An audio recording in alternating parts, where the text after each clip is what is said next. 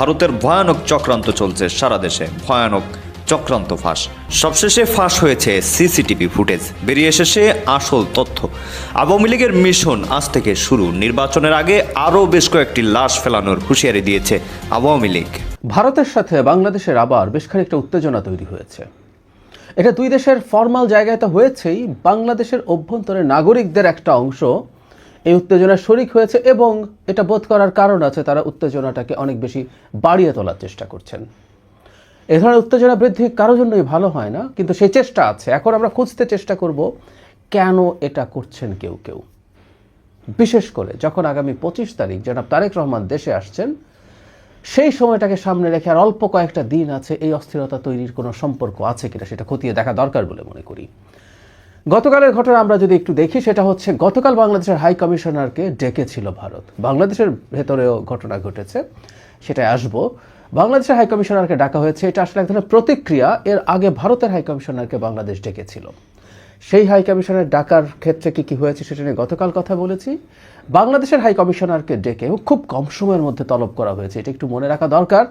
খুবই কম সময়ের মধ্যে আমি পত্রিকায় দেখলাম যে বাংলাদেশের হাই কমিশনার ভারতের হাই কমিশনারকে একদিন আগে জানিয়েছে আসার সময় দিয়ে, আর বাংলাদেশের হাই কমিশনারকে 1.5 ঘন্টার মতো সময় দিয়ে সামন করা হয়েছে। তিনি গেছেন। যাওয়ার পর মূলত তারা তাদের হাই কমিশন এবং তাদের কর্মকর্তাদের নিরাপত্তা নিয়ে আলাপ তুলেছেন এবং তারা বলতে চেষ্টা করেছেন যে একটা জঙ্গি বা উগ্রবাদী গ্রুপ, এই ধরনের একটা কথা বলে তারা বলেছেন তাদের হাই কমিশন ঘেরাওয়ের কথা বলেছে। কিছু চরমপন্থী গোষ্ঠী স্পেসিফিকলি এটা বলেছেন। এটা নিয়ে তাদের টেনশনের কথা জানিয়েছেন এবং নিরাপত্তা চেয়েছেন। বাংলাদেশ স্বাভাবিকভাবেই এগুলো দিয়ে এসছে। আবার এই যে তলব যখন করা হয় তখন তারা তাদের ভিসা সেন্টারটা বন্ধ করে দিয়েছিল। তাই অনেকে মনে করছিলেন যে এটা পুরোপুরি স্থায়ীভাবে বন্ধ হয়ে গেল কি না, কিন্তু আমরা আজকের খবরে দেখলাম যে না, ভিসা সেন্টার আবার চালু হচ্ছে। এটা হলো তাদের দিকের খবর। মূল জায়গা হচ্ছে বাংলাদেশের ভেতর থেকে উত্তেজনা তৈরির চেষ্টা আছে একটা গোষ্ঠীর। এটা চরমপন্থী গোষ্ঠী না কি গোষ্ঠী সেটা, সেই ডিবেটে আমরা এখন যাবো না, কিন্তু একটা গোষ্ঠীর এই চেষ্টা আছে, সেটাই মূল আলোচনা। তার আগে বাংলাদেশের প্রতিক্রিয়ার কথা যদি বলি, আমাদের পররাষ্ট্র উপদেষ্টা সেটা নিয়ে কথা বলেছেন। তিনি কঠোর জবাব দিয়েছেন, বিশেষ করে নির্বাচন প্রশ্নে। তিনি বলছেন কারণ নসিহত করার দরকার নেই। উনি খুবই সঠিক। বাংলাদেশের নির্বাচন নিয়ে এখন কথা হচ্ছে, কিন্তু আমি খুঁজে দেখলাম 5 জানুয়ারি ভারত বাংলাদেশ নিয়ে ব্রিফ করেছিল 2024 সালে নির্বাচনের 2 দিন আগে। তখনও নির্বাচন বাংলাদেশের অভ্যন্তরীণ বিষয়, এই ধরনের আলাপই করেছেন। যাই হোক, আমাদের পররাষ্ট্র উপদেষ্টা সঠিকভাবে তার জবাব দিয়েছেন। কারণ বাংলাদেশ হাইকমিশনারকে তলব করে যে কয়েকটা কথা বলেছিল যে শেখ হাসিনা যেন ওখানে বসে বাংলাদেশে অস্থিরতা তৈরির চেষ্টা না করেন, শেখ হাসিনা এবং আসাদুজ্জামান খান কামাল কনভিক্টেড আসামি, তাদেরকে ফেরত দেওয়া হোক, এবং আমাদের ওসমান হাদিকে গুলি করেছেন যেসব সন্ত্রাসী, তারা যদি ভারতে চলে যায় তাদেরকে যেন ফেরত দেওয়া হয়। খুবই যৌক্তিক দাবি, কিন্তু ভারত অত্যন্ত স্ট্রংলি রিয়্যাক্ট করেছিলেন। That was too much. So এটা রাষ্ট্রীয় পর্যায়ে এটা চলছে। এটাও আমি মনে করি অবনতি। একটা সময় কিছুটা উন্নতির দিকে গিয়েছিল, সেই পরিস্থিতিটা আস্তে আস্তে অবনতির দিকে যাচ্ছে। এটা কাম্য না। দুই দেশই একটা ওয়ার্কিং রিলেশনে আস্তে আস্তে ঢোকা দরকার বলে মনে করি। কিন্তু যে কথাটা বলছিলাম, এই অবনতির পেছনে দেশের ভেতরে কিছু মানুষের অবদান আছে। তারা পরিকল্পিতভাবে একটা অস্থিরতা সৃষ্টি চাইছেন বলে ধারণা করা যেতে পারে, এবং এটা করার মাধ্যমে অনেক ক্ষেত্রে আমরা বলবো তারা ভারতেরও পারপাস সার্ভ করছেন। অনেক সময় খুবই ভারত বিরোধিতা দেখতে মনে হয়, কিন্তু সেটা ভারতের পারপাস সার্ভ করার মতোও হতে পারে। আমি একটু আসি। জনাব হাসরাত আবদুল্লাহর বক্তব্য নিয়ে আমরা কথা বলেছি, যিনি 7 সিস্টার্স ভেঙে দিতে চান, কিন্তু কথাটা রয়েই গেল। গতকাল জুলাই ঐক্য বা এরকম নামে, জুলাই মঞ্চ, জুলাই জুড়ে দিলেই একসময় আওয়ামী লীগ যেমন মুক্তিযুদ্ধ জুড়ে দিত, ঠিক একই প্রবণতা আমরা দেখছি। এটা জুড়ে দিয়েই যে কোনো কিছু করার লাইসেন্স পাওয়া যাবে বলে মনে করছে কেউ কেউ। আমি দুঃখিত, কারো খারাপ লাগলেও কথাগুলো বলে ফেলা দরকার। এখন একই রকম ধান্দাবাজি শুরু হচ্ছে, এটা খেয়াল রাখবো। যাই হোক, ওই সংগঠনটা ভারতীয় হাইকমিশন ঘেরাওয়ের আহ্বান জানিয়েছিল। প্রথম কথাটা হচ্ছে, ভারতীয় হাইকমিশন বা কোনো হাইকমিশন ঘেরাওয়ের আহ্বান কি খুব খারাপ কিছু? আমাদের মনে রাখতে হবে এই ধরনের কাজ আগেও হয়েছে, কখনো কখনো হয়। এটা খুব গর্হিত কিছু না, কিন্তু এই উত্তেজনাকর পরিস্থিতিতে এই ধরনের একটা কর্মসূচি সঠিক ছিল বলে আমি মনে করি না। যাই হোক, সেটা টাকা হলো, পুলিশ থামিয়ে দিল বাড্ডা এলাকাতে। সেখানে বক্তব্য দেখলাম অত্যন্ত কুরুচিপূর্ণ, অত্যন্ত আক্রমণাত্মক বক্তব্য। আমাদের পরিচিত অনেক মানুষ বক্তব্য দিয়েছেন। আবারও সেই সেভেন সিস্টার্স আলাদা করে দিতে হবে এবং খুবই কদর্য কুৎসিত ভাষায়। এই কুৎসিত ভাষার ব্যবহার নিয়ে আবার অনেকে যুক্তি দিতে চান, সেই তর্কেও ঢুকছি না। আমি এটা ডিনাউন্স করি এই ধরনের ভাষা। এমনকি এবার গেলাম না, পরের বার দূতাবাসে ঢুকে যাব, এই ধরনের বক্তব্য মন্তব্য এসেছে তাদের বক্তব্য থেকে, তাদের কথা থেকে। ফলে যে কথাটা বলতে চাইছিলাম, ভারতের সাথে একটা অস্থির পরিস্থিতি তৈরির চেষ্টা আছে এবং সেটা নিয়ে ভেতরে খানিকটা হলেও যেন গোলযোগ লেগে যায়। খেয়াল করতে হবে, ভারত বাংলাদেশে অত্যন্ত সেন্সিটিভ একটা ইস্যু। ভারত নিয়ে যারা কথা বলতে চান, যারা কথা বলেন, ভারতের বিরুদ্ধে বলেন, তাদেরকে জনগণ খুব পজিটিভলি দেখেন। এখন এই ধরনের অ্যানার্কি তৈরির যদি চেষ্টা হয় এবং সেটা থামানোর জন্য যদি পুলিশকে বল প্রয়োগ করতে হয় এবং সেটা যদি কোনো রকম কোনো ক্যাজুয়ালিটি করে, তাহলে কিন্তু সেটা নিয়ে বিরাট রাজনীতি হওয়ার সুযোগ আছে এবং একটা অস্থিরতা তৈরির সুযোগ আছে, নিশ্চিতভাবেই আছে।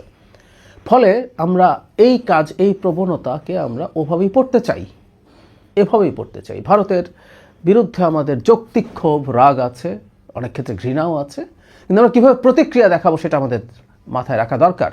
অত্যন্ত উগ্রভাবে মিলিট্যান্ট ওয়েতে ভারতের বিরুদ্ধচারণ করে, ভারতের বিশেষ করে টেরিটোরিয়াল ইন্টিগ্রিটি সেটাকে নস্যাৎ করব, সেটা ধ্বংস করব, সেই কথা বলা কোনোভাবেই উচিত না। আমি আগেও বলেছি, ভারতের এই প্রবণতা আছে। ভারতের অনেকেই বাংলাদেশের ওই চিকেন স্ন্যাক, ওই ফেনীর ওইদিকে আলাদা করে দেব, বাংলাদেশের মাথার অংশটা কেটে ফেলবো যাতে তাদের চিকেন স্ন্যাক চড়া হয়ে যায়, অখণ্ড ভারতের কথা বলছে, নানান কিছু বলছে। আমাদেরও টেরিটোরিয়াল ইন্টিগ্রিটি তাদের অনেকেই কথা বলছেন, কিন্তু আমি মনে করি যে এটা পাল্টা এটা বলে আসলে আমরা কিছু অর্জন করব না। আমাদের এটা মনে রাখতে হবে, ভারতের অত্যন্ত গুরুত্বপূর্ণ ফুটপ্রিন্ট আছে গ্লোবালি। আমাদের এটাও মনে রাখতে হবে, ভারত যখন তার টেরিটোরিয়াল ইন্টিগ্রিটি নিয়ে বাংলাদেশ থেকে হুমকি দেওয়া হয়, গুরুত্বপূর্ণ লোকজন দেন, তখন এটা নিয়ে তার জায়গা থেকে আন্তর্জাতিক সমাজের মনোযোগ আকর্ষণ করা খুব সহজ হয়ে যায়। সে তাদেরকে দেখাতে পারে যে দেখো, বাংলাদেশের যে চরমপন্থীরা ক্ষমতা নিয়েছে বলেছিলাম, সেটা দেখো কী পর্যায়ে গেছে, সেটা কী পর্যায়ে গেছে, এমনকি সে আমার দেশ ভেঙে ফেলতে চায়। এটা ওর আন্তর্জাতিক দিকে। আমি প্রায় বলতাম যে বাংলাদেশে ইসলামী মৌলবাদের উত্থান হয়েছে, চরমপন্থার উত্থান হয়েছে, এটা ভারতের ডোমেস্টিক পলিটিক্সের জন্য খুব জরুরি। এই আর কিছুদিন পরেই ভারতের পশ্চিমবঙ্গে নির্বাচন, আমাদের এই অঞ্চলে যত নির্বাচন আছে বা ভারতের অভ্যন্তরে বাংলাদেশে একটা ইসলামী উগ্রবাদী গোষ্ঠী ক্ষমতা দখল করেছে, এটা তার ডোমেস্টিক হিন্দুত্ববাদী পলিটিক্সকে অত্যন্ত স্ট্রেংথেন করে, এটাতে কোনো রকম কোনো সন্দেহ নাই। সেই চেষ্টা সে করছে। ফলে এই ভারত বিরোধী যে মারাত্মক রকম জজবা দেখানোই হচ্ছে আসলে এটা ভারতের বিরুদ্ধে। আমি আবারও বলছি, যৌক্তিক আলোচনা সমালোচনা করব, আমরা অবশ্যই করবো এবং সেটার জন্য আমাদের নাগরিকদের এক থাকতে হবে, চাপ প্রয়োগ করতে হবে। কিন্তু এই রকম অ্যাগ্রেসিভ কিছু করে আসলে ভারতের পারপাস সার্ভ করা হয়। ভারত বিরোধিতার নামে ভারতের দালালি হচ্ছে কি না, আমি এটাও একটু ভেবে দেখতে বলবো। কারণ কোনো কিছুর বেনিফিট শেষ পর্যন্ত যাকে দেয়া হচ্ছে, সেটাকে আমরা খুবই আনক্রিটিক্যাল ওয়েতে রাখতে চাই না। এটাকে এত সহজভাবে দেখার কোনো স্কোপ আসলে নেই। একদম সিরিয়াসলি আমাদের এটা মনে রাখতে হবে। আমরা মনে রাখবো এই টার্মোয়েলের সময় আমাদের কথা ছিল আমরা যতটা সম্ভব আমাদের এই টার্মোয়েলকে অ্যাভয়েড করব। নির্বাচনটা এগিয়ে আসছে, সেই সময় আমরা এই ধরনের কাজ করছি। আমরা মনে রাখবো আর কয়েকটা দিন পরে জনাব তারেক রহমানের দেশে আসার কথা। তারেক রহমান দেশে আসলে অনেকের স্বার্থে সমস্যা হবে। আমরা বুঝতে পারি নির্বাচন বানচাল, নির্বাচন পিছিয়ে দেয়া বা নির্বাচন করলে ডিজাস্টার হবে, এরকম সম্ভাবনা থাকা মানুষ চাইবে নির্বাচনে কোনো সমস্যা হোক। কে না জানে জনাব তারেক রহমান যখন দেশে আসবেন, তখন যাবতীয় আলোচনা তাকে কেন্দ্র করেই ঘটতে থাকবে, সব ফোকাস তার উপরে চলে যাবে।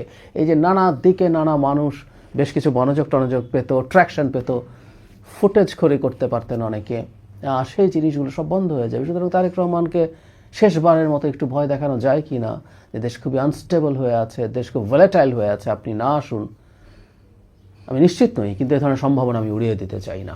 এটা আমাদের একটু মাথায় রাখতে হবে।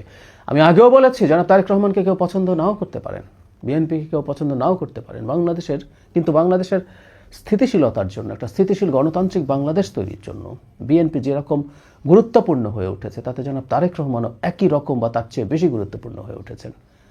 সুতরাং আমাদের এটা মাথায় রাখতে হবে, তার বিরুদ্ধে কিছু ঘটানোর চেষ্টা করা এই দেশকে নিয়ে বাজে একটা খেলার অংশ, এভাবেই পড়তে হবে। আমি আবারও বলছি, এর মানে এই না আপনাকে তারেক রহমানকে পড়তে হবে, পছন্দ করতে হবে তারেক রহমান বা তার দলকে ভোট দিতে হবে, অন্য যে কেউকে ভোট দেওয়া যেতে পারে। কিন্তু একটা দেশকে স্থিতিশীল করার জন্য যে বড় রাজনৈতিক শক্তি, গণতান্ত্রিক শক্তি দরকার, সেটা এই মুহূর্তে এইবারের মতো, আগামীতে এই বড় সমস্যা কেটে যেতে পারে, কিন্তু এইবারের মতো এই ক্ষমতা বিএনপিরই আছে এবং তার প্রধান নেতা হিসেবে জনাব তারেক রহমানেরই সেই গুরুত্বটা আছে।